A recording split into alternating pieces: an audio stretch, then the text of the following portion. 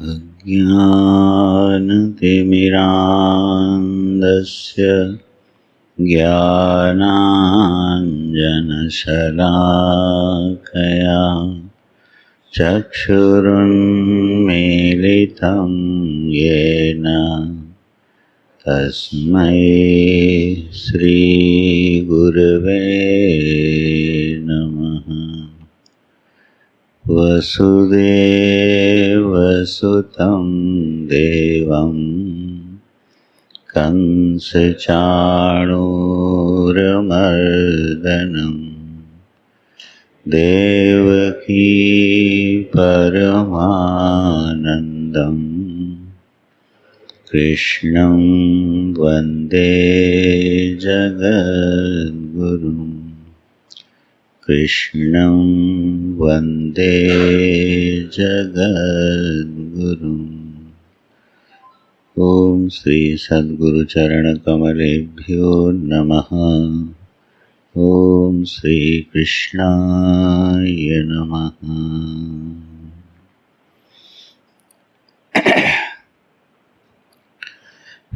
5 श्लोक का पाठ करते हैं। अर्जुनवाच संन्यासं कर्मणां कृष्ण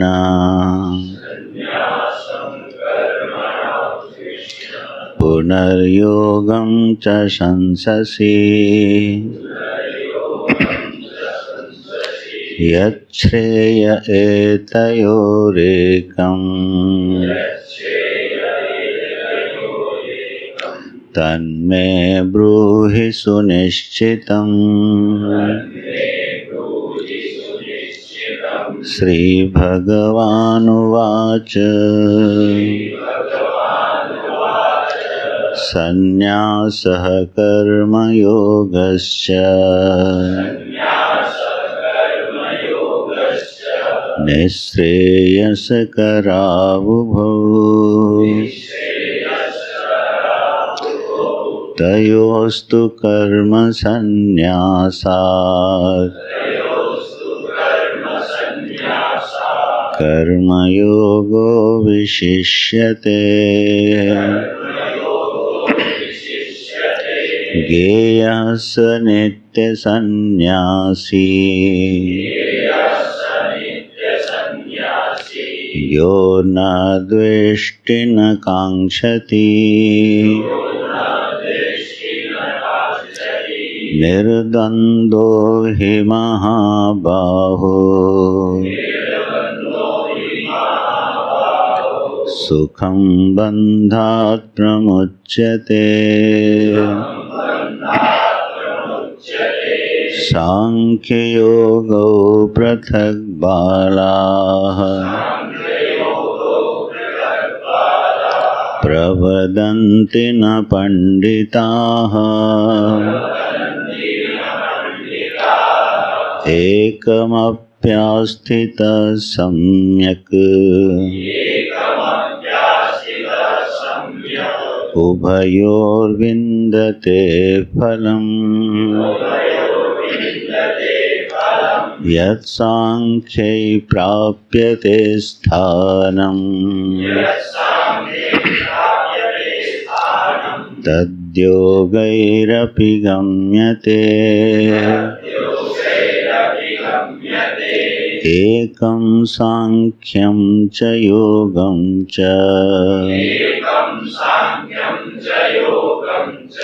यः पश्यति स पश्यति यः पश्यति स पश्यति।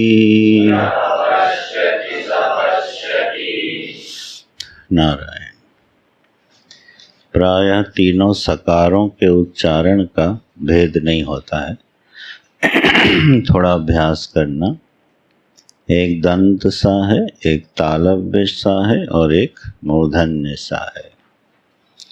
तालव्य सा का उच्चारण होता है स, नहीं, दंत सा का उच्चारण होता है स।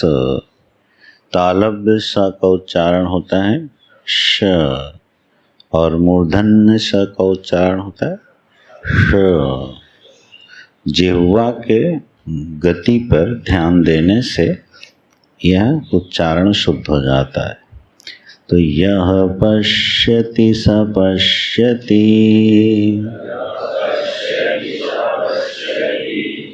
तीन चार लोग अभी नहीं बोले। यह पश्यति स पश्यति,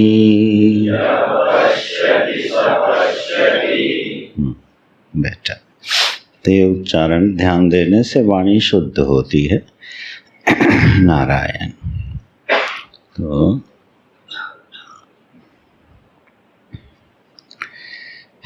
अर्जुन का जो यह जीवनोपयोगी प्रश्न है कि प्रभु हमारे जीवन में यदि मैं श्रेयार्थी हो जाता हूँ और जीवन में दोनों का मिश्रण भी रहता हो तो मुझे क्या करना चाहिए। विधिवत कर्मों का त्याग करके और विविदिशा संन्यास की दीक्षा लेके और तत्संबंधी कर्म करने चाहिए, या अभी वह विविदिशा संन्यास नहीं लेके हमें कर्म ही करते रहना चाहिए। तो अर्जुन के हृदय की बात को जान करके कि यह जीव या यह साधक श्रेय मार्ग से प्राप्त होने वाले फल की आकांक्षा से भरा हुआ है, माने इसके अंदर मुक्ति की इच्छा प्रबल हो रही है, लेकिन अनादि जन्मों से चली आ रही जीवन यात्रा में जो हमारी संस्कार राशियां हैं वह हमें सत्य का मार्ग दिखाई देने पर भी उस पर चलने नहीं देती हैं। यह एक जीवन की बड़ी सीधी सी सच्चाई है, ईमानदार नेत्रों से सभी को दिखती है। ये चाहते तो हम या जीव अपना परम कल्याण है, जब उसको सत्संग आदि की प्राप्ति हो जाती है तो स्पष्ट दिखने लगता है कि जीवन का पर्यवसान कहाँ होना चाहिए। ईश्वर प्राप्ति से अधिक बड़ा लक्ष्य जीवन में कोई नहीं हो सकता। ईश्वर के स्वरूप को आत्मा से अभिन्न अनुभव करते हुए अद्वैतानुभव में प्रवेश कर जाने से उत्कृष्ट कोई लक्ष्य जीवन में हो नहीं सकता। यह बात सभी को समझ में आने लगती है। जो कोई भी थोड़ा सत्संग आदि सुनता है तो जीवन के अनुभव की व्याख्या करता है तो ये बात बहुत जल्दी समझ में आने लगती है। लेकिन समझ में आने पर भी उस पर व्यक्ति जब चलना चाहता है तो उसका प्रारब्ध, उसके पूर्वकृत कर्म, उसकी पूर्वकृत वासना उसके मार्ग में खड़ी हो जाती है और वो उसको वहाँ से बार बार च्युत करती रहती हैं, पथभ्रष्ट करती रहती हैं और इससे जीवन में एक द्वंद्व की स्थिति उत्पन्न हो जाती है। जीवन सहज नहीं रहता, अंदर एक द्वंद्वात्मक मंथन चलता रहता है। तो यह जो जीवन की यात्रा है, इसमें जब यह प्रश्न आता है तो भगवान उसको समझाते हैं और कहते हैं कि नहीं, यह जो कर्म योग का मार्ग है अर्जुन, ये सांख्य का ही मार्ग है, माने सांख्य के मार्ग में पहुंचाने वाला ही मार्ग है। ये कोई दो भिन्न भिन्न बिल्कुल पृथक मार्ग नहीं है। इसलिए अपने जीवन की वास्तविकता को, यथार्थ धरातल को पहचानते हुए तुम्हें कर्मयोग ही करना चाहिए। और जब जीवन में हमारे कर्म योग बन जाता है तो वो जीवन विशिष्ट हो जाता है। कर्मयोगो विशिष्यते।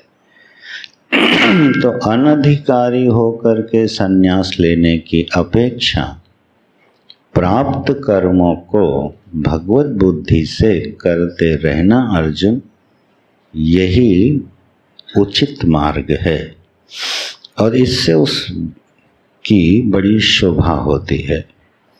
जीवन के द्वंद्वों से मुक्ति भी मिलती है, अंदर की उलझन भी समाप्त होती है और वह शनै शनै अपने मार्ग पर बढ़ने लगता है। तो यह जो यात्रा है, आध्यात्मिक यात्रा है, यह जीवन में धीरे धीरे ही आगे बढ़ती है। इसको बिल्कुल अपवाद के रूप में कोई हो तो हो, नहीं इसको इस सत्य को स्वीकार कर लेना चाहिए। अध्यात्म में यकायक अचानक प्रवेश नहीं होता है। अगर कहीं दिखे भी तो उसकी पूर्व जन्मों की तैयारी रही होगी। अध्यात्म की जो यात्रा है बड़े धीरे धीरे शनै शनै जीवन में प्रकाश लाती है। ठीक है, क्योंकि इसकी जो मांग है वो अभी अगले श्लोक में भगवान बोलने वाले हैं।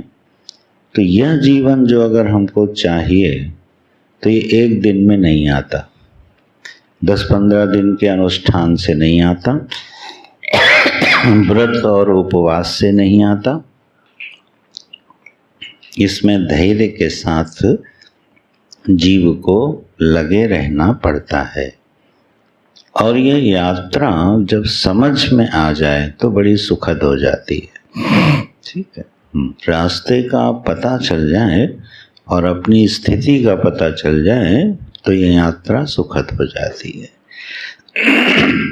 तो इसी क्रम में जब भगवान ने कर्म योग को कर्म संन्यास से विशिष्ट बताया और कहा, अगले श्लोक में क्या कहते हैं, ज्ञेयः स नित्य सन्यासी यो न द्वेष्टि न कांक्षति।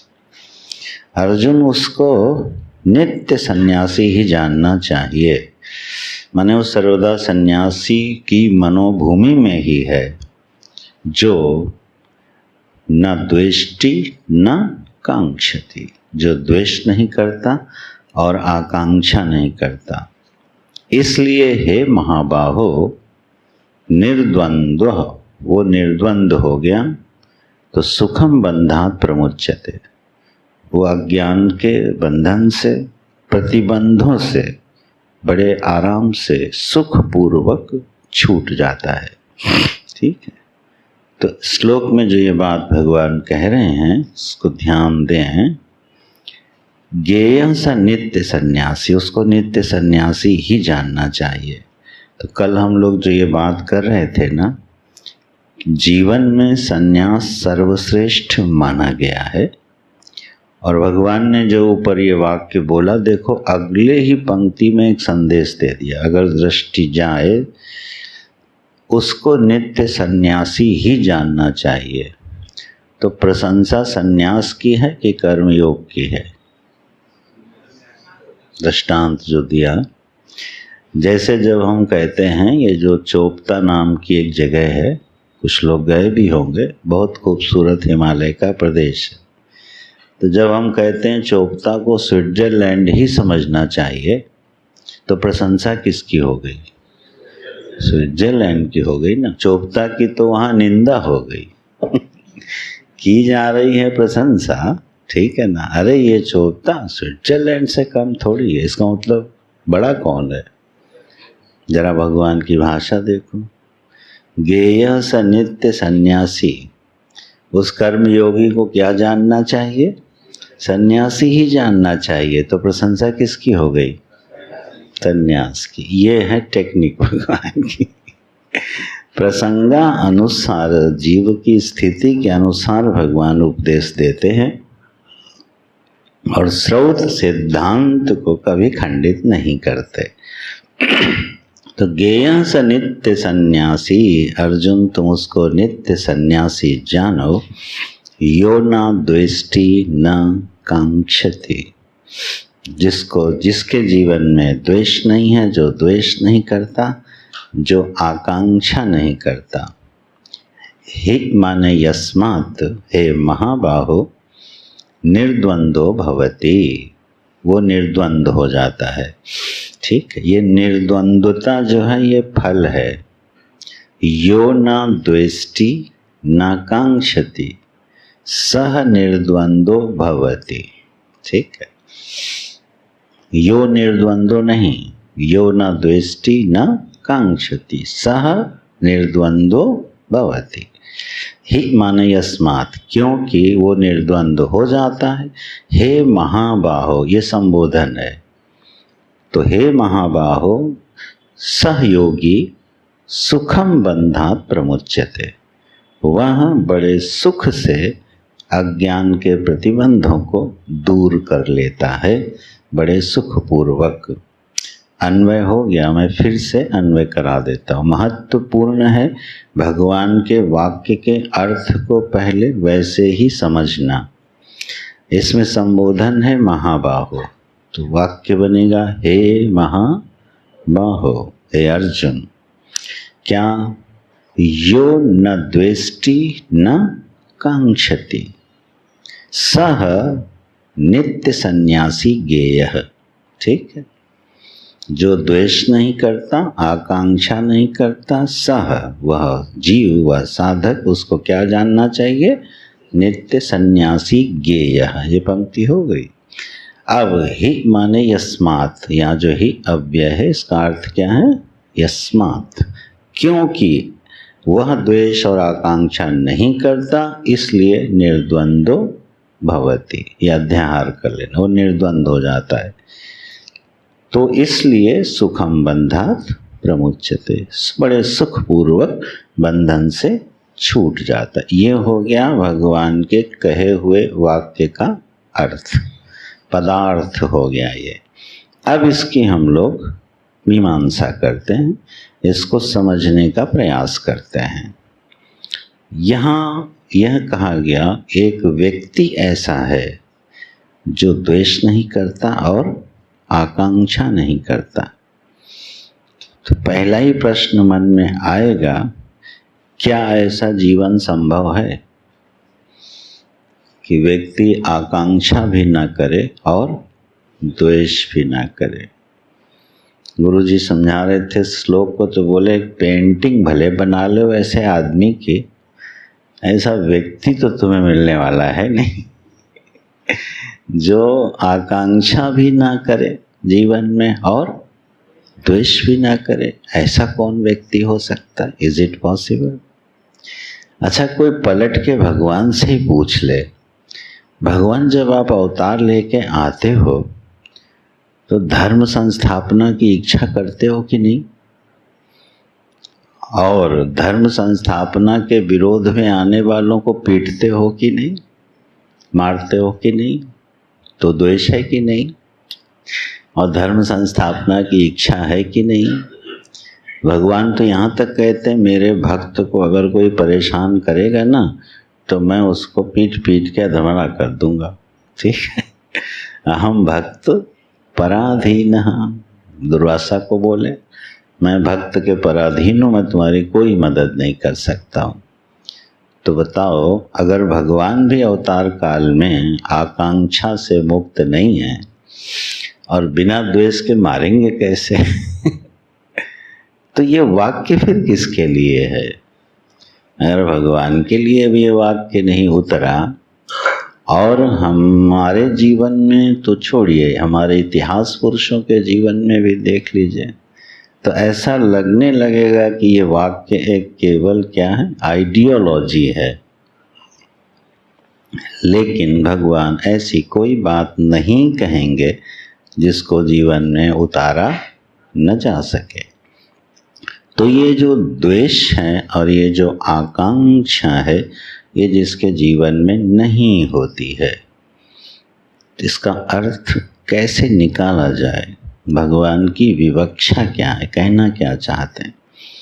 जब हम अपने जीवन की ओर ध्यान देते हैं, ठीक है, तो निश्चित रूप से हमारे हर जीव की कोई न कोई आकांक्षा होती है।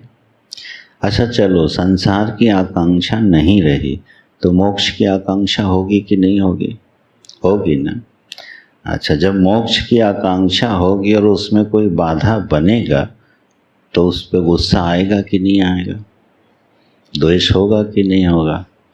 तो जो मुमुक्षु है वो भी इससे मुक्त नहीं है। ठीक है, गोस्वामी जी ने तो उसके लिए शब्द ही बोल दिया, तजिए ताहि कोटि बैरी समझते परम स्नेही, जाके प्रिय न राम वैदे।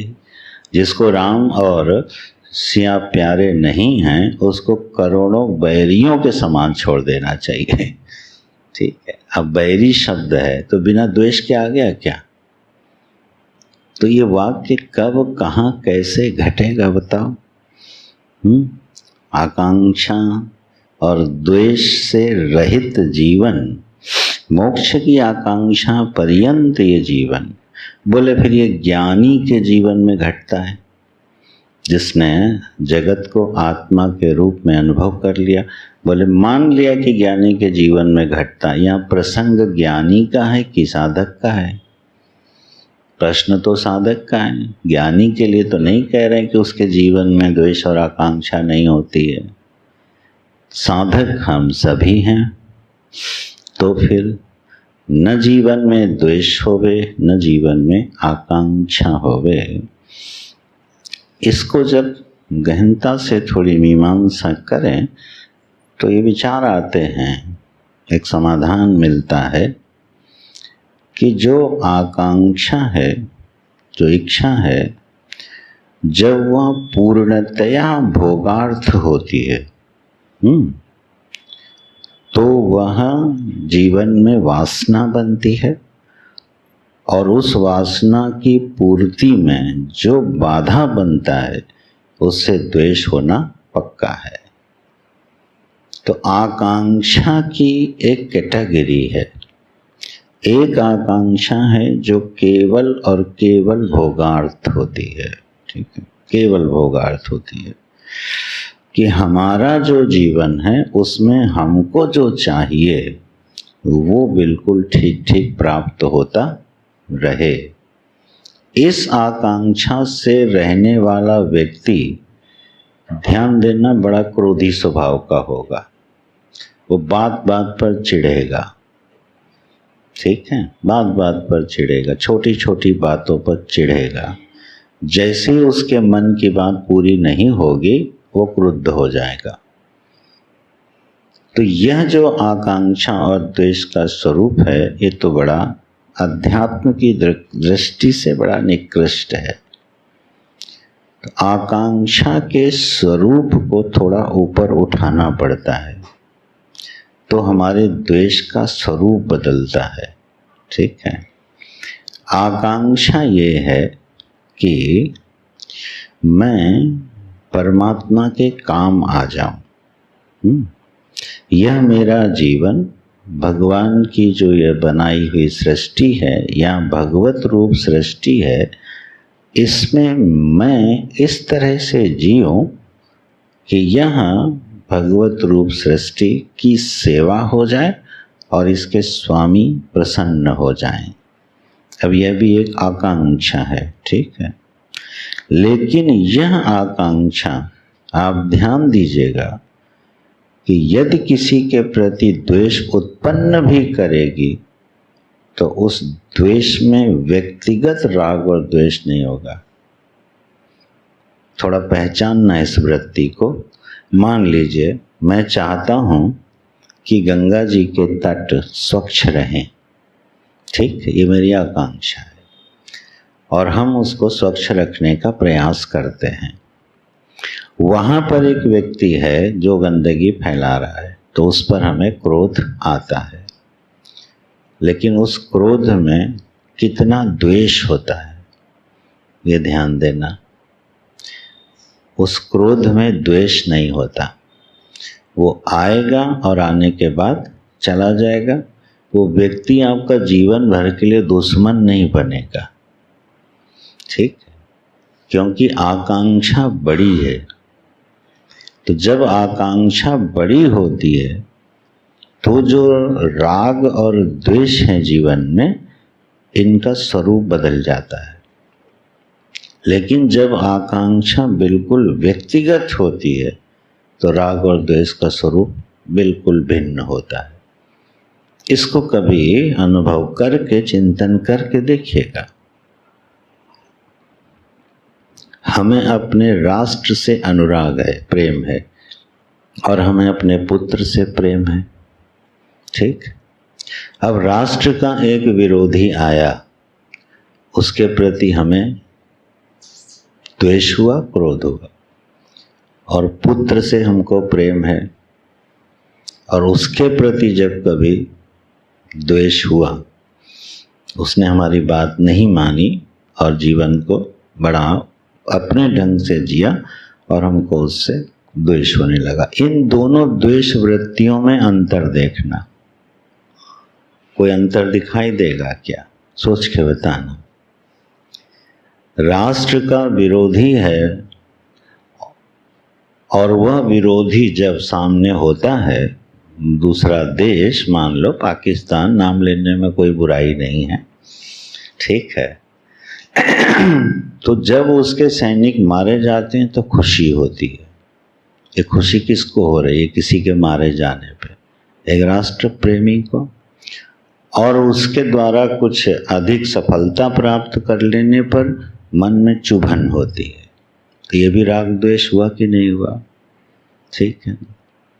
इस राग द्वेष में और अपने व्यक्तिगत जीवन में होने वाले राग द्वेष में अंतर देखना। बड़ा भारी अंतर मिलेगा, छोटा मोटा अंतर नहीं मिलेगा, बहुत भारी अंतर मिलेगा। जीवन कभी भी आकांक्षा और द्वेष से रहित नहीं हो सकता, ठीक है, उसका स्वरूप बदलेगा। ये कल्पना में मत रहना कि एक दिन ऐसा आएगा और हमारा जीवन आकांक्षा शून्य हो जाएगा। ज्ञानी का भी नहीं होता, केवल उसकी वृत्ति बाधित हो जाती है, प्रभाव शून्य होता है वो। तो इस कल्पना को मन से हटा देना कि मैं एक दिन ऐसा होगा और मैं आकांक्षा शून्य हो जाऊंगा, ठीक है, ये कभी नहीं हो सकता। हमारी आकांक्षा का स्वरूप जितना विराट की ओर उन्मुख होता जाएगा, आपको बताऊं, हमारे द्वेष का स्वरूप भी उतना शोभनीय होता जाएगा। ये सोच सकते हो कि मन में द्वेष हो और वो वंदनीय हो। वंदनीय द्वेष कभी सुना है? लेकिन वो द्वेष भी वंदनीय हो जाता है, ठीक है। जब गोस्वामी जी कहते हैं कोटि वैरी सम छोड़ देना, तो वो द्वेष जो मीरा का है, ये मीरा को लिखा था गोस्वामी जी ने, मालूम है? चलो मैं दोहरा देता हूँ। मीरा जी ने यह प्रश्न पूछा, पाती भेजी पत्र गोस्वामी जी के पास कि मुझे क्या करना चाहिए? मैं इस महल की मर्यादा को, राजवंश की मर्यादा का पालन करूं, या कृष्ण प्रेम में डूब के सारी मर्यादाओं को तोड़ दूं? तब गोस्वामी जी ने उत्तर में ये लिखा था विनय पत्रिका में कि ईश्वर के मिलन के मार्ग में कोई भी बाधा दे तो उसको कोटि वैरी सम छोड़ देना चाहिए। गुरु तजो, पूरा पद है वो। बलि ने गुरु छोड़ दिया, विभीषण ने भाई छोड़ दिया, भरत ने माता छोड़ दी, बड़े दृष्टांत दिए उन्होंने। अब ये बताइए कि जब मीरा ने इन लोगों को छोड़ा तो उनके मन में जो द्वेष वृत्ति थी वो वंदनीय थी कि नहीं थी? उस द्वेष वृत्ति की हम पूजा करते हैं। अब ये कैसा रूप बन गया कि ये द्वेष वर्णीय हो गया। ऐसा द्वेष हमारे जीवन में होना चाहिए। कमाल की बात है ये, ठीक है। इस द्वेष में जानते हैं क्या होता है? दूसरे वाले का अहित नहीं सोचा जाता। मूल फर्क करना बिल्कुल। यह द्वेष वृत्ति ऐसी होती है जो हमारे मार्ग को तो प्रशस्त करने का साधन बन गई, लेकिन उसके प्रति कोई द्वेष नहीं होता है, उसका अहित नहीं होता है। कि इसका अहित हो जाए।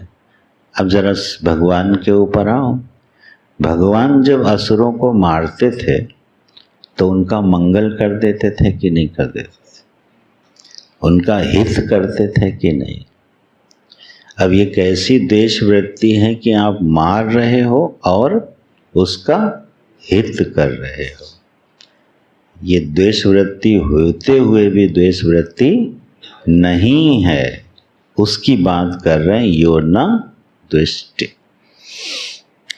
यह ऐसी द्वेष वृत्ति अगर हमारे जीवन में आ जाए तो वंदनीय हो जाती है ना।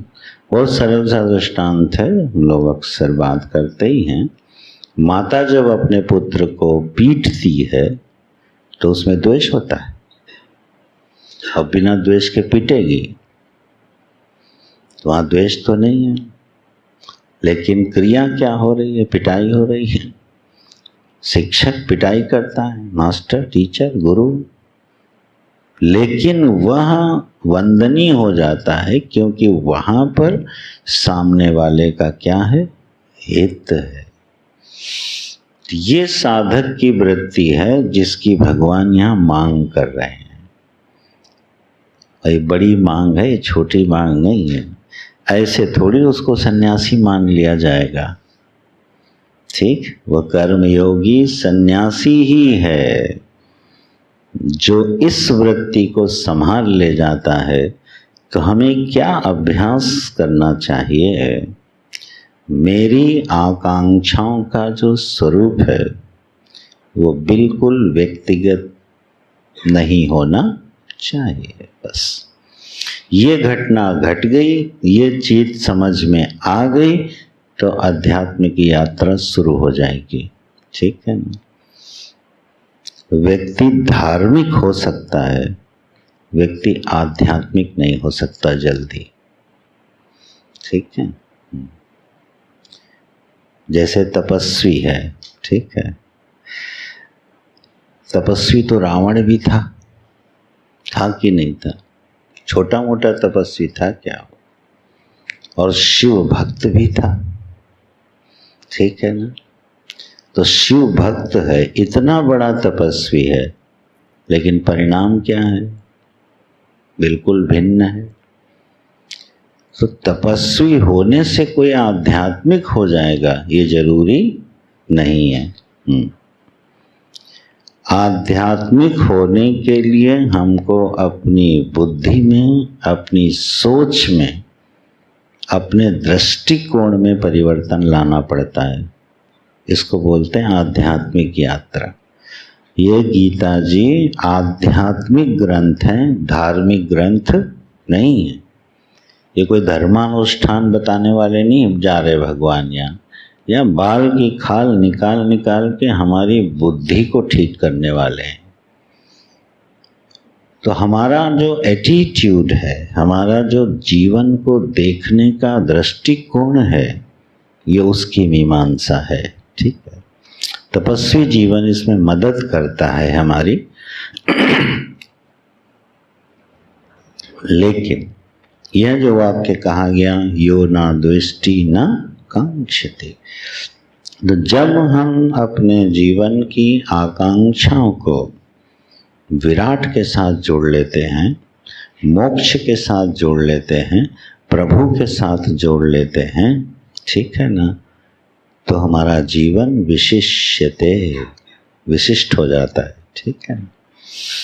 एक व्यक्ति अपने आप को जब राष्ट्र के साथ जोड़ता है तो राष्ट्राध्यक्ष हो जाता है। ठीक है। राष्ट्र का अध्यक्ष होने के लिए आपको अपनी बुद्धि को किसके साथ जोड़ना पड़ेगा? राष्ट्र। राष्ट्र में अगर कोई भी घटना घटती है तो उस व्यक्ति को रात में नींद नहीं आएगी, वही उस देश का प्रधानमंत्री हो सकता है। ठीक है, नहीं तो नहीं हो सकता। और जैसे हम अपना तादाद में बढ़ाते जाते हैं, हमारी सामर्थ्य और हमारी पदवी बढ़ती जाती है। ये बिल्कुल सीधा विज्ञान है। ठीक है। अब मार्केट मान लो इकोनॉमिक्स का क्रैश हो जाए, हमें और आपको कोई फर्क पड़ेगा? हमारी आर्थिक स्थिति देश की एकदम से क्रैश हो जाए, कुछ झंझट आ जाए, आपने न्यूज़ भी सुनी, आप तो अपना कीर्तन भजन लगाओगे, खाओ पियोगे, सो जाओगे। वित्त मंत्री को नींद आएगी? देश आर्थिक संकट में जा सकता है, ये चिंता किसको होगी? वित्त मंत्री को, प्रधानमंत्री को, उससे जुड़े लोगों को। अगर नहीं है तो उस पद के लायक नहीं है और जल्दी वहां से बाहर आ जाएंगे। तो यह जो आकांक्षा है हमारे जीवन में, इसको थोड़ा बड़ा करना। मैं भक्त बनना चाहता हूँ, मैं प्रभु का सेवक बनना चाहता हूँ, मैं इस विराट की सेवा का एक सुंदर सा अंग बनना चाहता हूँ।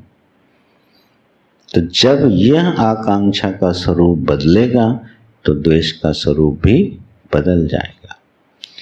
लेकिन अगर आप पदसा कहो तो ये पंक्ति कैसे घटेगी? ना द्वेष्टि ना कांक्षति, ये घटेगी। क्योंकि यह जब परम ज्ञान की ओर ले जाएगी, आत्मज्ञान की ओर ले जाएगी और संपूर्ण सृष्टि को हमारी आत्मा अनुभव करा देगी, तब ये पंक्ति पदशा घट जाएगी। वो विषय आगे आने वाला है, तब उस पर चिंतन करेंगे। तो एक साधक के लिए जरूरी क्या है? वो जरूरी है कि हम अपनी इस आकांक्षा को प्रायोरिटी पे रखें। मुझे विराट के लिए जीना है, मुझे ईश्वर प्रभु के लिए जीना है, मुझे मुक्ति के लिए जीना है, मुझे लोकेशना, पुत्रेशना और वित्तेशना की पूर्ति मात्र के लिए नहीं जीना है। नहीं तो दायरा जीवन का कभी बड़ा नहीं हो सकता, असंभव है। ठीक है ना? थोड़ा बहुत धन आदि बढ़ जाएगा, लेकिन दायरा जीवन का, सोच जीवन की बिल्कुल बदलने वाली नहीं है। तो इस सूत्र को पकड़ लें यहाँ पे, ज्ञेयः स नित्य सन्यासी। अरे अर्जुन, जो इस भूमिका पर पहुंच गया उसको तो तुम सन्यासी ही जानो, जिसको न कोई राग है और न कोई द्वेष है, न तो वो किसी के प्रेम के बंधन में फंसता है और न ही किसी से द्वेष करता है, एक हवा की तरह बहता है। ठीक है ना? जैसे हवा बहती है ना, सबको जीवन देती है। उसको ये मतलब नहीं है कि कोई दुष्ट सांस ले रहा है कि महात्मा सांस ले रहा है। अगर हवा ये विभाग करने लगे तो आदि सृष्टि तो ऐसे ही निपट जाए। हवा तो बहती है, सांस लेने वाला हर व्यक्ति सांस ले रहा है, वो बहती जा रही है। ये जीवन होता है ज्ञानी का।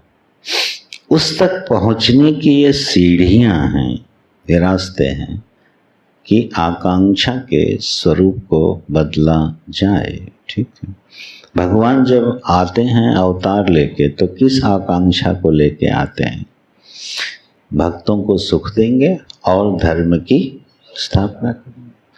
कभी कोई भगवान ये आकांक्षा लेके आए क्या कि हम भी एक बहुत बड़ा महल बनाएंगे और मनुष्य जैसे सुख सुविधा से रहता है हम भी रह के देखेंगे? ये आकांक्षा कहीं पढ़ी आज तक? किसी भी भगवान ने सोचा हो कि यार हमारे हर लोक में तो बंगले हैं, पृथ्वी पर हमारा बंगला नहीं है, चलो एक बंगला पृथ्वी पे भी बनाते हैं। ऐसा बंगला बनाने आए भगवान कभी? लेकिन सबसे बड़े महल उन्हीं के बने कि नहीं बने? महल उन्हीं के सबसे बड़े बने, पूजे भी गए, लेकिन वो महल बनाने नहीं आए थे। वो आए थे अपने भक्तों को सुख देने और धर्म का संतुलन बनाने। थोड़ा विषयांतर होगा, मैं एक बात बोलता हूँ, ये प्रश्न आप लोगों से पूछा जाएगा समाज में, क्या धर्म की स्थापना संभव है या भगवान भी कर पाए? पूरी सृष्टि में धर्म की स्थापना भगवान कर पाए क्या?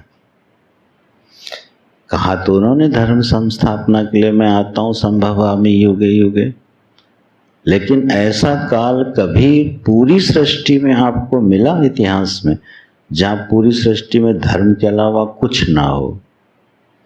तो धर्म की स्थापना कैसे हो गई? ये प्रश्न सब आएंगे समाज में जब आप जाओगे ना। बोले जब भगवान ही धर्म की स्थापना नहीं कर पाए तो आप काहे परेशान हो रहे हो, ऐसे पूछा जाता है। हमेशा पुष्प मालाएं नहीं पड़ती हैं। हाँ, जब भगवान ही नहीं बना पाए, धर्म की स्थापना कर पाए, तो आप काहे परेशान हो रहे हो? तो ये धर्म स्थापना का मतलब है धर्म का संतुलन। संपूर्ण सृष्टि में कभी भी धर्म व्यापक नहीं हो सकता और अधर्म भी व्यापक नहीं हो सकता। ये त्रिगुणात्मिका सृष्टि है। शायद हम लोग तत्वबोध पढ़ेंगे तो ये विषय आएंगे। पूरी सृष्टि कभी धर्मात्मा नहीं हो सकती और पूरी सृष्टि कभी पापात्मा नहीं हो सकती। तो भगवान किस लिए आते हैं? संतुलन बनाने आते हैं और उससे बड़ा काम करने आते हैं। भक्तों की विचित्र विचित्र मांगे हैं, उसको पूरा करने आते हैं।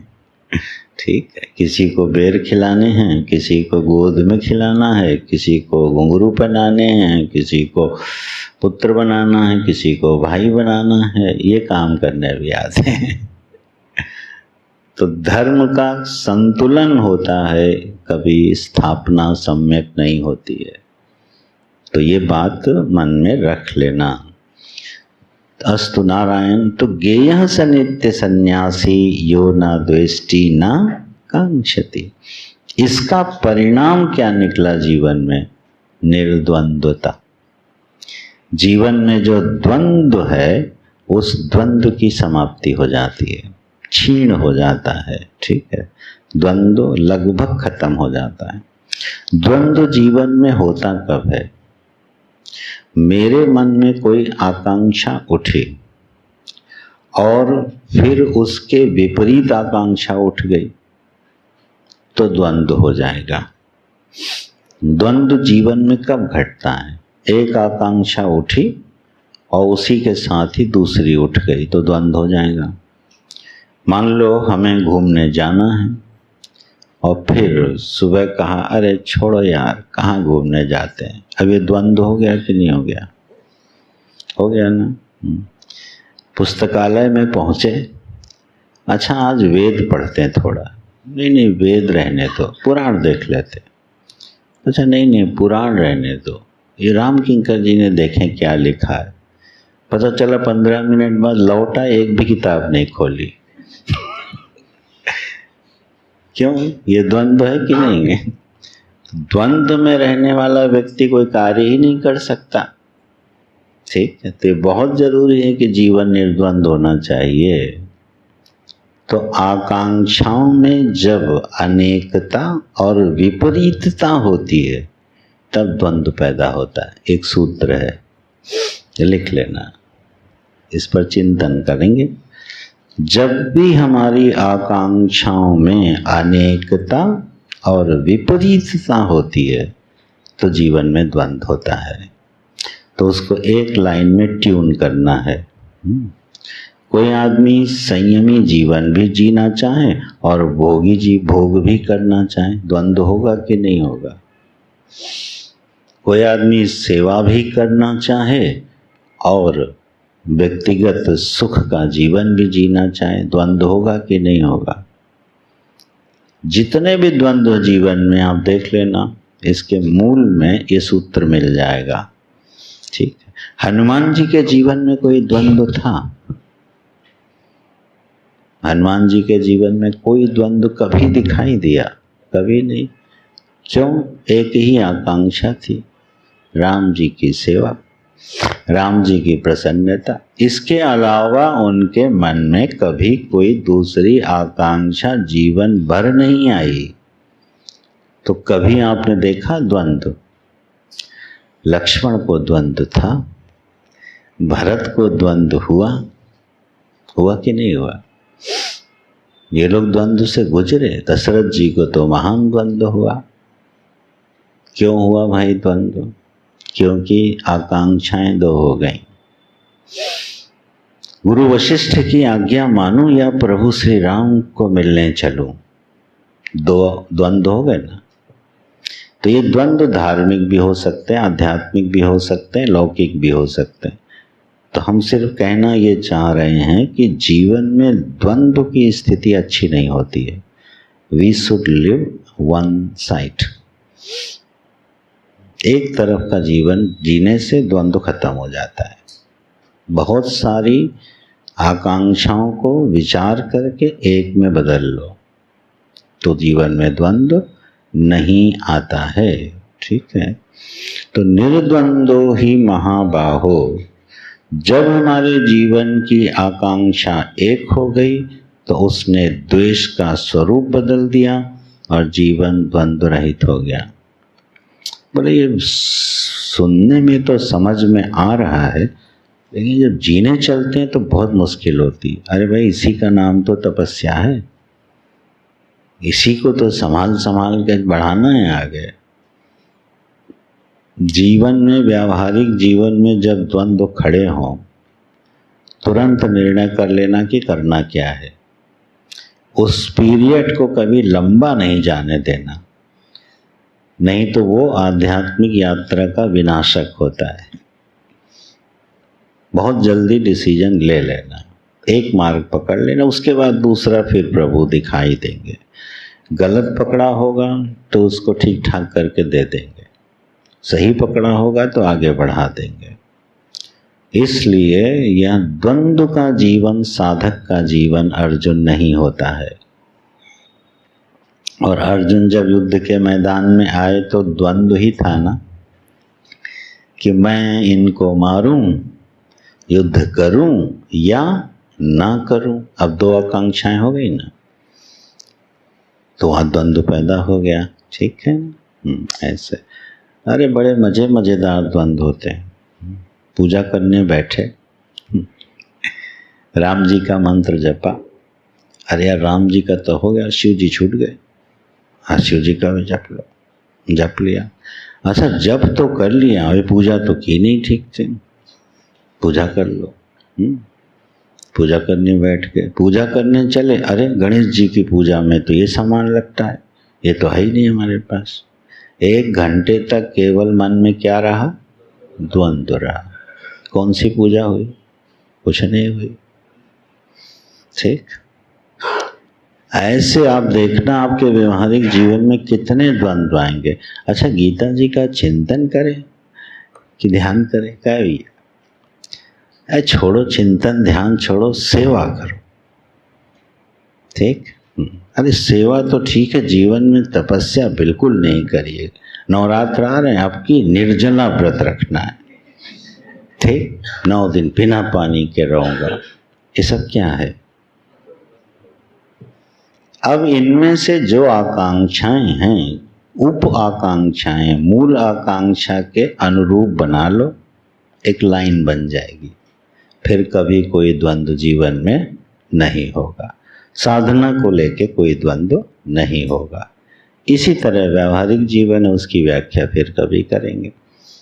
साधनात्मक जीवन में द्वंद्व तभी नहीं होता जब हम एक मार्ग पकड़ लेते हैं, उस पर चलते हैं, फिर उचित समय आने पर हमको दूसरा मार्ग मिल जाता है।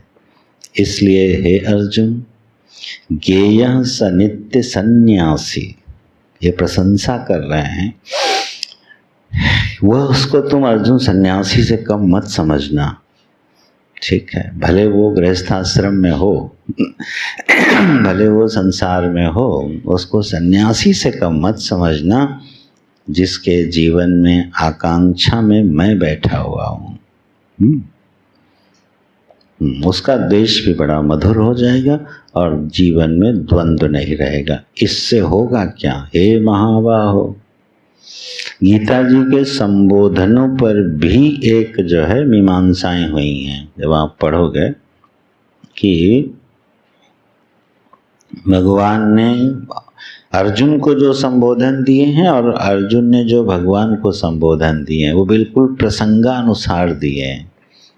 ठीक है ना, जैसे कोई पहलवान जब जो है अखाड़े में कूदता है तो उसके पक्ष वाले उसका उत्साह बढ़ाते हैं ना, तो क्या क्या संबोधन दे के उत्साह बढ़ाते हैं। ऐसा तो नहीं बोलते हैं अरे शांत मूर्ति पहलवान कूद जाओ अखाड़े में। उस समय आप क्या करते हो? ढोल नगाड़ा बजा के तुम्हारे कुल में आज तक कोई पहलवानी में हारा नहीं है, अरे वीर ताल ठोको, यही तो बोलते हो ना। या हे ध्यान मूर्ति पहलवान। तो ये अप्रासंगिक संबोधन हो गया ना। पूरी गीता जी में कोई भी संबोधन अप्रासंगिक नहीं है, ठीक है।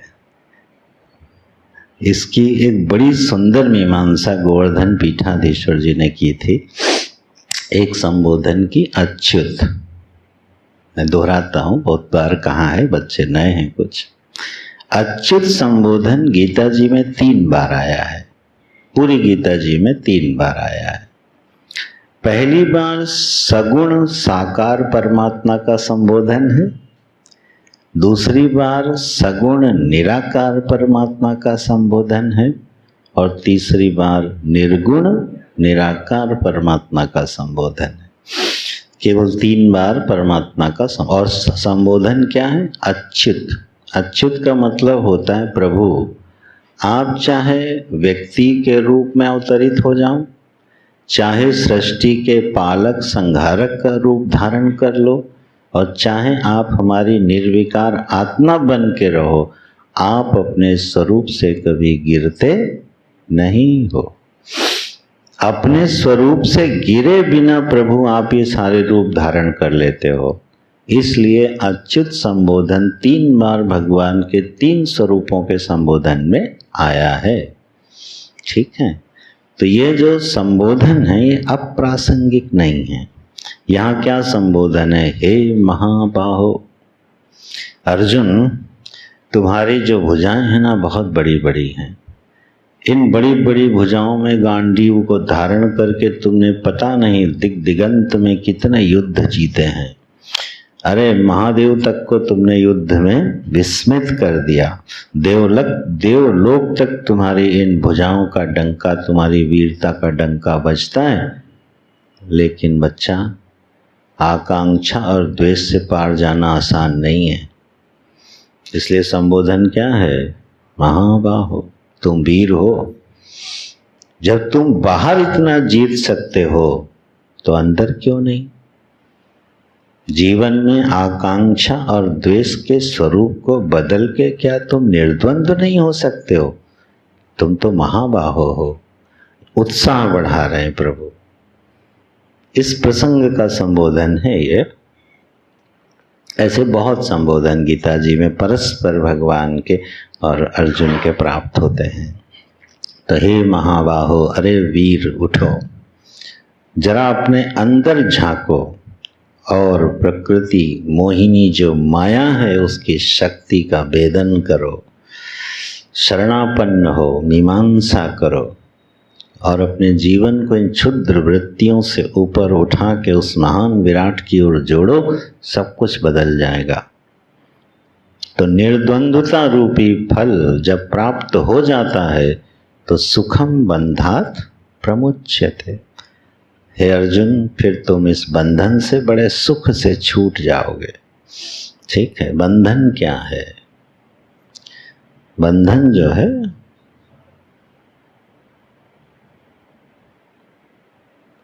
बड़ी, अब इतनी सारी परिभाषाएं कौन सी बताऊं। बंधन क्या है? अरे भाई, बंधे हुए होने की अनुभूति का नाम क्या है? बंधन। मैं बंधा हुआ हूं, इसकी अनुभूति हो जाए, इसी का नाम है बंधन। अब मान लीजिए आपको सुबह यहाँ 5 बजे उठना है, तो ये 40 दिन का बंधन है, क्योंकि नियमों के अनुसार उठना है। और घर में जब आपको 5 बजे उठना है तो वो आपका बंधन नहीं है। उठो और चाहे ना उठो, तो वहाँ आप अपने को बंधा हुआ अनुभव नहीं करोगे, ठीक है ना। और जब नियमों में रहना पड़ेगा तो व्यक्ति अपने को बंधा हुआ अनुभव करता। अब कुछ बंधन अनुशासन कहलाते हैं, संयम कहलाते हैं, जो जीवन को एक दिशा में ले जाते हैं, वो विषय अलग है। बंधन क्या है? बंधे हुए होने की अनुभूति। तो आदमी को बड़े अलग अलग स्तरों पे अनुभूति होती है। क्या? मैं तो घर गृहस्थी के जाल में बंधा हुआ हूँ, बोलता है ना व्यक्ति, बंधा हुआ हूँ। भैया कहाँ रस्सी बंधी है? अरे क्या बताएं, कितनी रस्सियां बंधी हैं। अब वो बंधे होने की अनुभूति है, इसी का नाम हो गया बंधन। ऐसे हर स्तर पर जब बंधे हुए होने की अनुभूति होगी तो हम बंधन में। अर्जुन सुखम बंधात प्रमुच्यते। अगर तुमने यह जीवन धारण कर लिया और ये अंदर घटेगा, बुद्धि में परिवर्तन होगा, तो तुम अपने को कैसा महसूस करोगे? निर्द्वंद्व।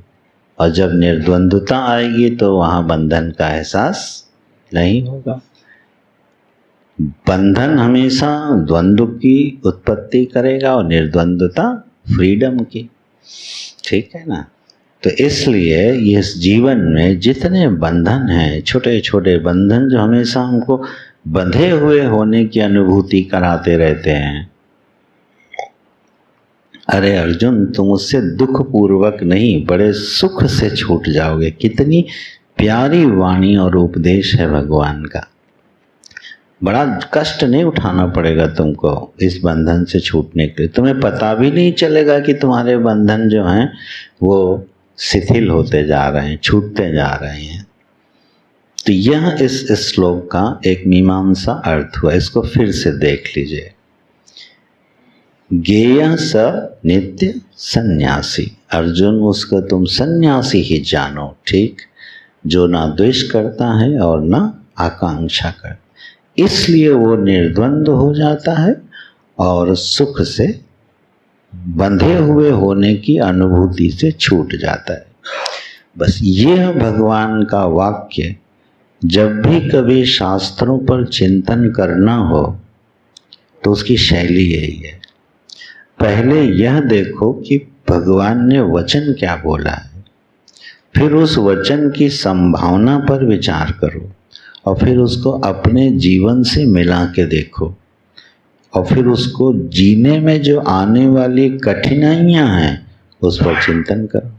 इसी तरह शास्त्र चिंतन किया जाता है और इसके लिए आधार हमको देंगे आचार्य लोग जिन्होंने भाष्य लिखे। तो नारायण, तो यह सुख से छूट जाता है और अर्जुन इस समय पूरे मूड में है 5वें श्लोक तक। सांख्य योगो पृथक बालाः प्रवदन्ति न पंडिताः एकमप्यास्थितः सम्यक् उभयोः विन्दते फलम्। पंडिताः सांख्य योगो पृथक इति बालाः प्रवदन्ति पंडिताः न प्रवदन्ति। बहुत सरल है। तो पंडिताः न प्रवदन्ति, पंडित लोग नहीं कहते हैं, और बालाः प्रवदन्ति। बालाः माने क्या होता है? क्या कहोगे? बालाः का अच्छा अनुवाद करो, क्या करोगे? बालक, बालाः माने बच्चा है, तो अनुवाद करो बालाः। भगवान कहने बालाः न प्रवदन्ति। जैसे पंडिताः प्रवदन्ति, तो अर्थ क्या आएगा? बड़ा जो ज्ञानी है वो नहीं कहता। तो बालाः, अरे उलट दो यार, मूर्ख। मूर्ख को संस्कृत में कहने का सुंदर ढंग है क्या? बालाः। जब आप किसी दार्शनिक विचारक को कहो अरे अभी तुम बच्चे ही हो, ठीक है, तो आप कहना क्या चाहते हो? कि तुम मूर्ख हो। ठीक है, संस्कृत में जो दुरुक्तियां भी होती हैं वो भी बड़ी मीठे ढंग से बोली जाती हैं। बालाः माने मूर्खाः, सीधा सीधा। तो जो लोग सही नहीं समझते हैं, जिनकी बुद्धि अभी बच्चों के जैसी है, विचारशील नहीं है, वो क्या कहेंगे? सांख्य और योग पृथक हैं। और जो ज्ञानी लोग हैं, समझदार लोग हैं, वो कहेंगे ये दोनों अलग नहीं हैं, एक ही हैं। अब यहाँ भगवान ने एक शब्द दिया है सांख्य। ये किसका है? कर्म संन्यास का। कर्म संन्यास शब्द हटा करके अब एक शब्द लाए हैं, क्या? सांख्य। ठीक है।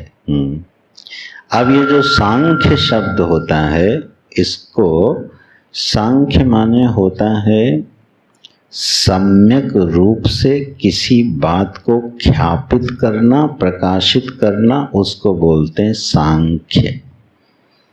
सम्यक रूप से किसी बात को ख्यापित करना, प्रकाशित करना, कहना, उस पद्धति का नाम है सांख्य। ठीक है। और एक सांख्य दर्शन जो है वो इसीलिए उसका नाम सांख्य दर्शन है कि उन्होंने तत्वों की संख्या करके, गणना करके अपनी बात को बहुत अच्छे ढंग से कहा है। इसलिए उस दर्शन का नाम ही क्या पड़ गया? सांख्य दर्शन। क्योंकि प्रकृति की और सृष्टि की मीमांसा इतनी सुंदर किसी दर्शन ने की नहीं है, इसलिए उस दर्शन का नाम ही सांख्य दर्शन पड़ गया। लेकिन सांख्य माने होता है सम्यक रूप से किसी बात को कहना। गीता जी में सांख्य शब्द का अर्थ है ज्ञान, आत्मज्ञान। दूसरे अध्याय में भगवान ने बिल्कुल स्पष्ट कर दिया है कि दो प्रकार की बुद्धियां हैं, एक सांख्य बुद्धि और एक योग बुद्धि। ठीक है। तो सांख्य माने होता है ज्ञान। तो यह जो कर्म संन्यास है, इसके लिए नाम बदल के बोल दिया भगवान ने सांख्य। और योग शब्द का अर्थ हो गया कर्म योग। ठीक है। जिस प्रसंग में जो अर्थ है उसको नहीं धारण करेंगे, गीता जी के अर्थ उल्टे पलटे हो जाएंगे। इसमें कुछ शब्द ऐसे हैं जो बहुअर्थी हैं। अलग अलग प्रसंग में शब्द वही है, अर्थ अलग है। बस इसको संभाल के रखना। तो योग माने हैं कर्म योग और सांख्य माने हैं कर्म संन्यास। तो जो लोग कर्म संन्यास को और कर्म योग को बिल्कुल अलग अलग बोलते हैं, अर्जुन वो भी बच्चे हैं, बात को ठीक से समझते नहीं हैं। पंडिताः न प्रवदन्ति। जो पंडित लोग हैं वो इसको नहीं कहते हैं। पंडित जो शब्द है उसका क्या अर्थ है? हाँ? विद्वान, ज्ञानी, है ना। और पंडित शब्द रूढ़ी कहाँ हो गया? पूजा पाठ करने वाले पुरोहितों में। उनको क्या बोलना चाहिए? पुरोहित, ऋत्विक। ठीक है। होता, ब्रह्मा, उद्गाता आदि आदि। पंडित शब्द कहाँ चला गया? पुरोहितों में। वो गलत है। पंडित शब्द गीता जी में जो आया है वो आया है ज्ञानियों के लिए। पहले दूसरे अध्याय में आ गया नानो शोचंती पंडित। इसकी व्युत्पत्ति क्या है? पंडा, पंडा माने होता है प्रमा, ज्ञान। ठीक है। मैं चेहरे देख रहा हूँ, कोई बहुत ज़्यादा बच्चे तो नए नहीं हैं जो बड़ा भारी पड़ने लगे, पर ऐसा लग नहीं रहा। धारण किया जाए शास्त्र को। पंडा माने होता है ज्ञान, प्रमा। पंडा विद्यते यस्मिन् स पंडिता। जिसमें वह ज्ञान रहता है उसको बोलते हैं पंडित। इसलिए नानु शोचंती पंडिता। ज्ञानी लोग शोक। हाँ, अब अगर पुरोहित में अर्थ कर लोगे तो घटेगा। पंडित जी शोक नहीं करते। पंडित जी तो सबसे ज्यादा शोक करते हैं, है ना। वो वाले पंडित जी। नहीं, निंदा नहीं करना किसी। तो यह जो पंडा है, यह अर्थ भगवान भाष्यकार ने किया है दूसरे अध्याय में, आप लोग देख लीजिएगा। तो यह ज्ञानी लोग जो हैं ये ऐसी बात नहीं कहते अर्जुन। जो नहीं जीवन को समझते हैं वो ये अपना राग अलापते हैं। कर्म योग अलग है और कर्म संन्यास अलग है। ठीक है, क्यों? एकम अप्यास्थितः सम्यक उभयोः विन्दते फलम्। उभयोः सांख्य योग, इन दोनों का अगर एक में भी व्यक्ति ठीक से स्थित हो जाए तो उसको दोनों का फल मिल जाता है, माने फल रूप से एक हैं दोनों। इसलिए ये कर्म योग अलग है और कर्म संन्यास बिल्कुल अलग है, ऐसा नहीं मानना।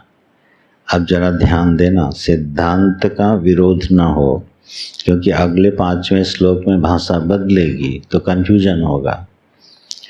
जैसे हमें कहीं पर जाना है तो वो लक्ष्य स्थित हो गया, उस लक्ष्य तक पहुंचाने वाली एक सड़क है और उस एक सड़क तक पहुंचने वाली दूसरी सड़क है, ठीक है।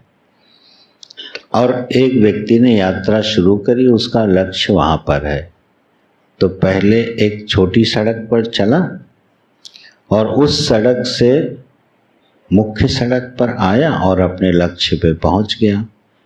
तो मार्ग दो है कि एक है? इसको दो मार्ग मानोगे कि एक मार्ग मानोगे? एक ही मानोगे ना। दो मार्ग कब होंगे?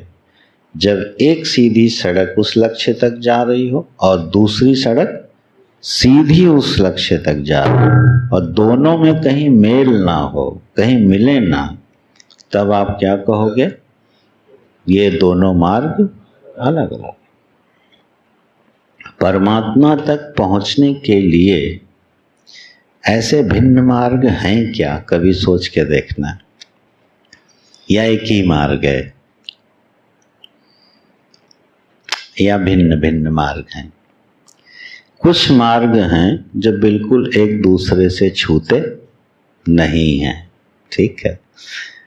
जैसे हठ योग का मार्ग है, वो कहीं किसी से छूता नहीं, न उन्हें ज्ञानी बनना है, न कर्मयोगी बनना है, न स्वधर्म समझना है, कुछ नहीं। आसन लगाना है, रीढ़ की हड्डी सीधी करनी है और चक्र उठाने हैं। ये मार्ग बिल्कुल पृथक हो जाता है, ठीक है, कहीं जुड़ता हुआ दिखाई नहीं देता। हालांकि भगवान जोड़ेंगे उपनिषदों में। तो परमात्मा तक पहुंचने के जब हम लोग कहते हैं कि अनेकों मार्ग हैं, तो ये बात भगवान यहाँ पर काटते हुए दिखाई दे रहे हैं। परमात्मा तक पहुंचने के अनेकों मार्ग नहीं हैं। छोटी छोटी सड़क, एक सड़क दूसरी से दूसरी, तीसरी से तीसरी, चौथी से जुड़ते हुए मुख्य मार्ग पर पहुंच के लक्ष्य तक पहुंचाती है। तो मार्ग तो एक ही हुआ भैया, मार्ग अनेक कहाँ होगा? अनेक मार्ग तब होगा जब कोई एक स्वतंत्र मार्ग आपको सीधे परमात्मा तक पहुंचा दे और वो किसी से मिल ना रहा हो, तब उस मार्ग को स्वतंत्र माना जाएगा।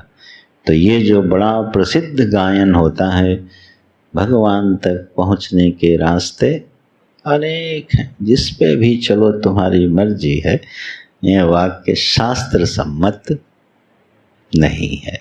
क्या कह रहे हैं यहाँ? कर्म संन्यास और कर्म योग दोनों को एक कर दे रहे हैं। जितने दुनिया के मार्ग हैं इन्हीं दो में बटे हुए हैं, उपमार्ग। सारे मार्ग कर्म योग की शाखाएं हैं और नहीं तो कर्म संन्यास की शाखाएं हैं, जो हमको अलग अलग अलग अलग दिखाई देती। अगर ये बात भगवान की कृपा से समझ में आ जाए, साधना संबंधी द्वंद्व खत्म हो जाएगा। पकड़ रहे हो बात को? साधना के संबंध में जो हमारा द्वंद्व है, ठीक है, कि क्या करें यार, अब मैं तो 6 घंटे ध्यान में नहीं बैठ सकता हूँ, ठीक है, तो सेवा तो कर सकते हो, स्वधर्म का पालन कर सकते हो ना। ये एक छोटी सड़क है जिस पे आप चल रहे हो, ये आपको अगली सड़क से मिलाने वाली है। तो कोई द्वंद्व रहेगा जीवन में? नहीं यार, ये भगवान की प्राप्ति तो भैया योगियों ऋषियों मुनियों का ही काम है, हम लोगों के बस की बात नहीं है। इसका मतलब भगवान की वाणी को समझा नहीं। जो व्यक्ति जहाँ खड़ा है वहीं से एक मार्ग शुरू है, और वह मार्ग इसी कर्म योग के मार्ग से जुड़ा हुआ है, और कर्म योग का मार्ग कर्म संन्यास के मार्ग से जुड़ा हुआ है। इसको कभी भी जीवन में मीमांसा करके देख लीजिएगा। जीवन का शैशव काल जो प्रारंभ होता है यज्ञोपवीत के बाद से, वो कर्म से प्रारंभ होता है और कर्म संन्यास में जीवन की समाप्ति होती है कि नहीं होती? आप चाहो और चाहे ना चाहो। मोदी जी ने घोषणा करी थी 75 साल के बाद वाला कोई भी आदमी मंत्री नहीं बनेगा, चाहे कितना भी योग्य हो। तो ये कर्म संन्यास हुआ कि नहीं हुआ? आप कितने भी योग्य हो, लेकिन 75 साल के बाद आपको काम करने की इजाज़त, 60 साल बाद सरकार कहती है कि अब आपको काम करने की ज़रूरत नहीं। तो हुआ क्या? कर्म योग, तो मैं नहीं कहूँगा, कर्म के मार्ग का पर्यवसान कहाँ हो रहा है? कर्म संन्यास में हो रहा है। ये तो जीवन की स्वाभाविक व्यवस्था है। जब भगवान समझ रहे हैं तो हम लोग उसको दार्शनिक उपद्रव खड़ा कर देते हैं उसमें। तो सीधा विज्ञान है जीवन का। तो कर्म संन्यास का फल कुछ अलग है, कर्म योग का फल कुछ अलग है, ये बात सही नहीं। गेयः स नित्य सन्यासी यो न द्वेष्टि न कांक्षति। जो कर्म सन्यासी है वो भी द्वेष्टि और आकांक्षति से पार है, और कर्म योगी भी इससे पार है। दोनों के फल एक ही हैं कि नहीं? तो एकम अपि आस्थितः सम्यक उभयोः विन्दते फलम। उन दोनों का फल उसको प्राप्त हो जाता है, लेकिन किसी एक में सम्यक रूप से आस्थित होने पर। भगवान के एक एक पद को पी जाओ, गीता जी बहुत रसीली हो जाएंगी। एकम अपि सम्यक आस्थितः। आस्थितः माने होता है अच्छी तरह से स्थित हो जाना, है ना, आरूढ़ हो जाना। और उस पे भी एक जोर लगा दिया, सम्यक आस्थिता। देखो कितना जोर दे रहे हैं। आस्थिता पर्याप्त था नहीं, सम्यक आस्थिता। किसी एक पर दृढ़ता पूर्वक, निश्चय पूर्वक किसी एक साधन पर आरूढ़ हो जाओ अर्जुन, तुमको वही फल मिल जाएगा जो कर्म संन्यास से जीवन में आता है। कितनी बड़ी बात है, कितनी बड़ी सांत्वना है। कोई भी व्यक्ति अपने जीवन को द्वेष से और आकांक्षा से विनिर्मुक्त करने में स्वतंत्र है, प्रयास करने में स्वतंत्र है। वो कोई बहाना नहीं बना सकता है, ठीक है, कि ये काम हम रिटायरमेंट के बाद ही करेंगे। ये मौका भगवान नहीं दे रहे हैं। यहाँ यह विद्या, यह साधन, यह मनुष्य अपने जीवन में कभी भी शुरू कर सकता है। तो एकम अपि आस्थिता सम्यक, बहुत अच्छी तरह से स्थित हो जाओ अर्जुन, तुमको दोनों का फल मिल जाएगा। अब बिल्कुल पक्का किए पड़े हैं भगवान। यत् सांख्यै ही प्राप्यते स्थानम तद्योगैरपि गम्यते। जो स्थान सन्यासियों के ज्ञान निष्ठे ही सन्यासी भी प्राप्यते, जो सांख्य मार्ग से प्राप्त होता है, स्थानम माने होता है पदम। यहाँ भाष्यकार अर्थ कर रहे हैं, देखो, मोक्षाख्यम। स्थानम शब्द का अर्थ क्या किया है? मोक्षाख्यम। मोक्ष नाम से कहा जाने वाला पद, स्थान, उसको बोल रहे हैं स्थानम। यत् सांख्य ही स्थानम प्राप्यते। जो स्थान कर्म संन्यास के द्वारा प्राप्त होता है, तत्स्थानम योगैरपि गम्यते। वह स्थान कर्म योग के द्वारा भी प्राप्त होता है। एकम सांख्यम च योगम च, यह सांख्य और योग दोनों एक ही हैं। यहाँ पश्यति स पश्यति। भगवान ने तो इतनी जोरदारी से बोल दिया, आगे आने वाले आचार्यों के लिए मुसीबत खड़ी कर गए। ये 5 श्लोक उद्धृत करके हजारों लोगों ने ये बात कही है, जीवन में सन्यास की अनिवार्यता नहीं है। अब इतनी जोरदारी से बोल रहे हैं, 5 श्लोक में 3 में रिपीट कर रहे हैं, जो तुमको कर्म सन्यास से मिलेगा वही तुमको कर्म योग से मिलेगा। दोनों का फल मोक्षाख्यम एक ही मिलता है। जो देखता है वही देखता है, नहीं तो कोई फिर ठीक से नहीं समझता। ऐसा मूर्ख लोग बोलते हैं अलग अलग है, पंडित लोग नहीं बोलते हैं। अब आप जरा अलग करके दिखाओ सन्यास को कर्म योग से, ठीक है ना। लेकिन बच्चा करना पड़ेगा ठीक है, करना पड़ेगा, आगे खुद ही करने वाले हैं। ये भगवान के समझाने की एक शैली है। तो नारायण इन 5 श्लोकों से जो सम्यक अर्थ हमको प्राप्त हो रहा है, पहले तो इस श्लोक का परित्याग नहीं करना। श्लोक का पदार्थ क्या है और वाक्य क्या बना है, ये आपकी कॉपी में होना चाहिए। श्लोक लिखना और उसका खुद अनुवाद करके लिख लेना अपने भाषा में, कि जब भी पलटो आपको श्लोक सामने प्रकट हो जाए। जो उस पर चिंतन है, जो भाष्य है, उसके अनुसार छोटा सा अनुवाद आपका अपना होना चाहिए, तो गीता जी का चिंतन हो जाएगा। तो ऐसे इन 5 श्लोकों में जो संदेश मिल रहा है वो यही है कि मुख्य लक्ष्य क्या निर्धारित किया, यो ना द्वेष्टि न कांक्षति। अब वो आपको कर्म संन्यास में जाने से मिल रहा हो, सुविधा हो, या कर्म योग में सुविधा हो, चॉइस आपकी है, ठीक है।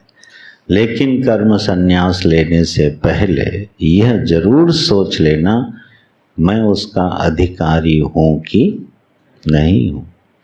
अगर मैं कर्म संन्यास का अधिकारी नहीं हूँ तो कर्म योगी का जीवन होना चाहिए। तो ये जितने आश्रम आदि हैं, गुरुकुल आदि हैं, चिंतन आदि हैं, ये सब कर्म योगी हैं, कर्म सन्यासी नहीं है। कर्म सन्यासी तो फिर वो सुखदेव आदि हो गए, अष्टावक्र आदि हो गए, है ना। गुरुकुल का अध्ययन, पठन, सेवा, जीवन में सीखने की लगन, समझ, उपासना, ये सब किस दायरे में आएगा? कर्म योग के दायरे में। आश्रम आने का मतलब कर्म संन्यास नहीं होता है, ठीक है। तो इस कर्म योग में हमको लक्ष्य क्या निर्धारित कर दिया, ना द्वेष्टि न कांक्षति। और चित्त कैसा है? निर्द्वंद्व। जीवन में बहुत ज़्यादा द्वंद्व नहीं है, तो समझो साधक वाला मामला शुरू हो गया, है ना। जीवन में भगवान ने हमको स्वीकार कर लिया, आओ बच्चा हम तुमको साधक संज्ञा देते हैं। चलिए फिर यथामति हम लोग चिंतन करेंगे। कल रविवासरीय अवकाश है ना। आचार्य जी ने आप लोगों को बता ही दिया होगा, 7 बजे वाली क्लास है ना शायद। हाँ, बहुत अच्छा है। पिछली बार जो है ये नहीं रखी थी, तो कोई 9 बजे तक सो रहा है, कोई उठ ही नहीं रहा, कोई तैयार ही नहीं हो रहा न भैया। तो इसलिए 7 बजे आने से दिनचर्या बिगड़ेगी नहीं। इसके पश्चात आप पूरे दिन अपने ढंग से जिसको कुछ करना हो कर सकते। हाँ, कल रविवार जरूर शाम 7:15 बजे यहाँ पर पादुका पूजा है। पूर्व के विद्यार्थी जानते हैं, तो गुरुदेव की कभी कभी गुरु जी की पादुका पूजा उनके कोई भक्त आते हैं तो करते हैं। तो 7:15 पे हम लोग पादुका पूजा करेंगे। दिन भर काफ़ी है घूमने फिरने के लिए। और अभी हमको सलाह दी गई थी कि बच्चों को ये कह दीजिएगा हिमालय क्षेत्रों में ज़्यादा भ्रमण के लिए न जाएं। बारिश है, लैंडस्लाइडिंग हो रही है, तो थोड़ा हिमालय के ऊपर वाले हिस्से में अवॉइड करना, थोड़ा मौसम सही हो फिर चले जाना। नारायण शंभो।